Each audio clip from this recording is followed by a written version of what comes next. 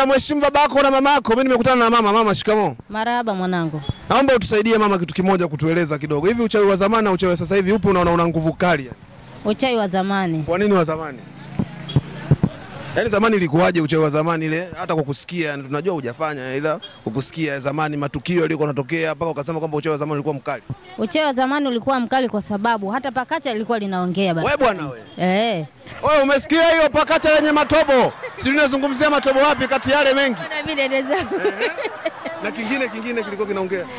Ndio hicho tunachojua. Pakacha. Sasa hivi kwa hiyo uchawi wa sasa hivi vipi? Wa uchawi sasa hivi sijasikia. I say. Lakini zamani ulikuwa ni zaidi. Wewe bwana wewe. Kwa sasa hivi waongo wengi. Waongo wengi. Waganga wa sasa hivi wapigaji.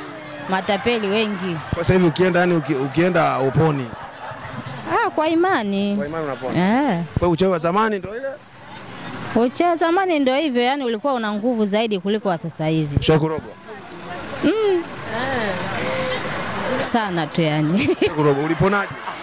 Kwa imani. Nilipona kwa imani tu. Ulipona kwa imani? Kaenda kwa mganga nini?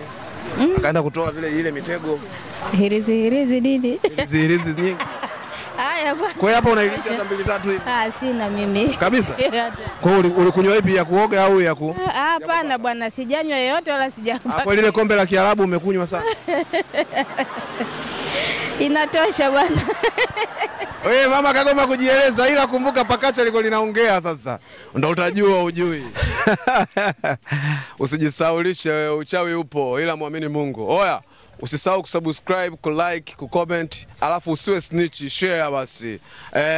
Tukae humo. Lasco TV ndo habari ya mjini yani. Ciao.